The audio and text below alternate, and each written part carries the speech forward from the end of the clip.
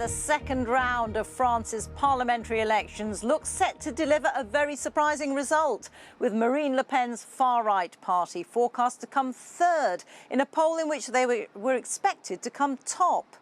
This was an election in which her political opponents cooperated with each other in the hope of keeping her party from power. According to projections by French broadcaster France 2, the left-wing New Popular Front, seen here in red, appears to have the most votes. President Macron's ensemble, shown in purple, is in second place, and Marine Le Pen's anti-immigration national rally in navy blue has been pushed into third after it won the most votes in the first round last weekend. But none of these groups is on course for an absolute majority. Our first report is from our Europe editor, Katya Adler, who was at National Rally's headquarters.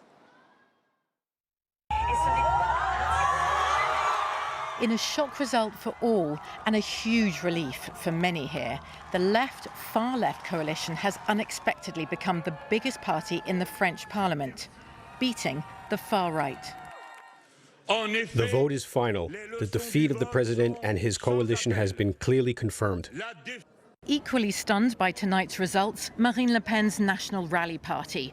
So sure victory would be theirs, except it wasn't.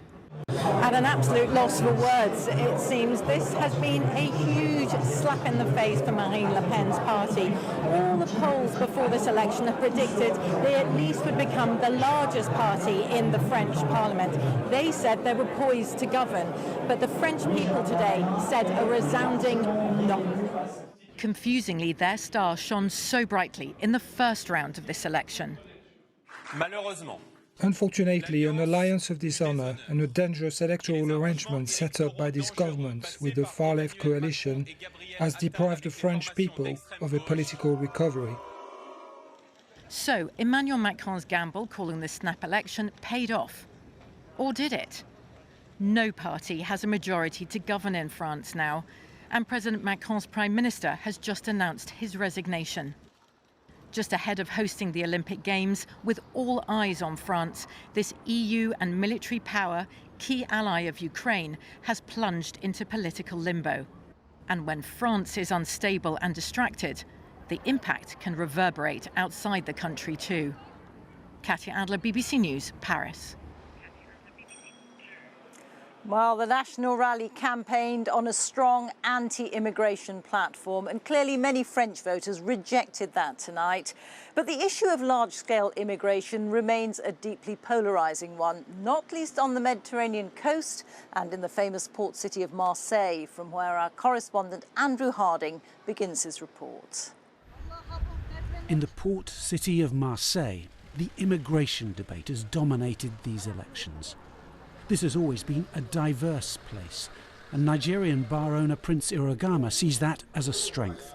Because we have our family here, we have our children, we are trying to make the society to be better for the children to live. But the rise of France's National Rally, with its fiercely anti-immigrant platform, is alarming many communities here.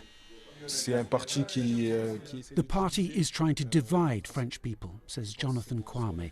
That could be very dangerous.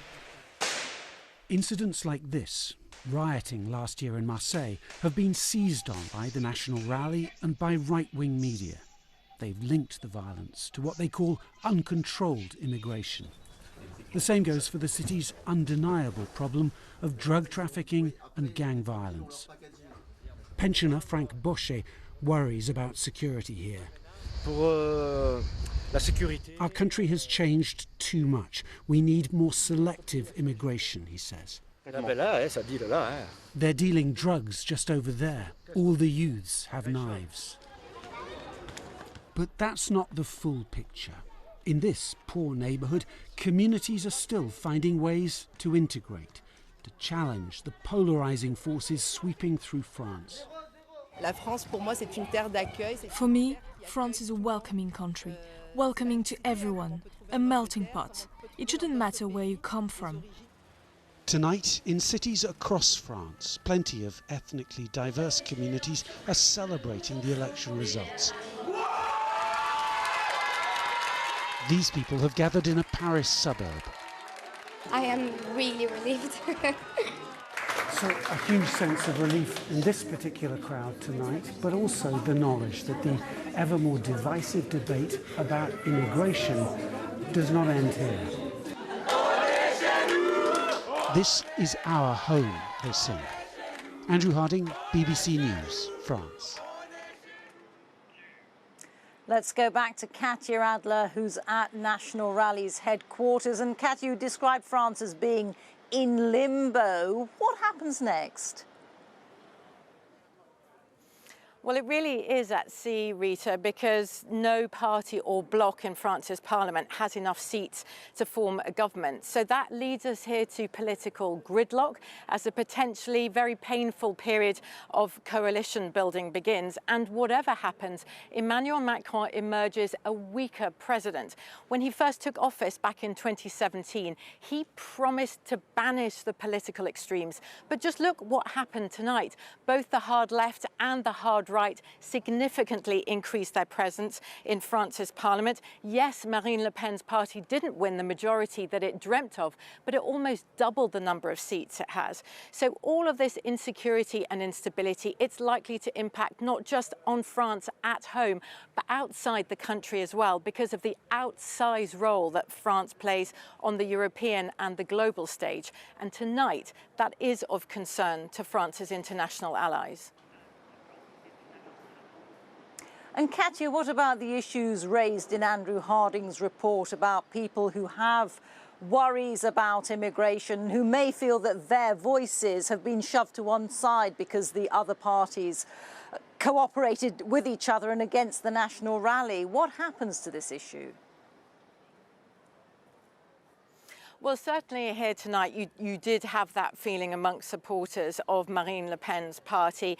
They said, you know, the others, their opponents clubbed together against them. They smart at the fact that many in France see them as extremists and racists. They call themselves conservatives and nationalists. They say we're in a time of a cost of living crisis, and they think it makes sense to put France and the French first. So yes, they feel they have open wounds here tonight, but they were also trying to put a positive spin on it, because look at it, with each election, Marine Le Pen's National Rally party seems to get stronger and stronger. It performed stunningly in the European election last month. Its stars did shine, as I said, really brightly in the first round of this election. So the mood here tonight is we may not have won a majority tonight, but we're ready to govern and we'll be in that place tomorrow. Katya, thank you very much. Katya Adler reporting there.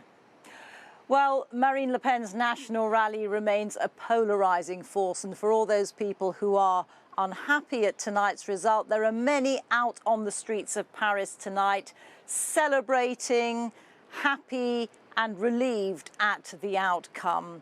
It does look as if President Macron took a major gamble in calling these elections early, just as Rishi Sunak gambled in going to the country when he did. In France this evening, the wind does seem to have been taken out of the sails of the far right, but they are still forecast to have many more members of parliament, as Katya was saying, than before. And Mr. Macron has lost his prime minister. France's political landscape tonight looks very volatile indeed.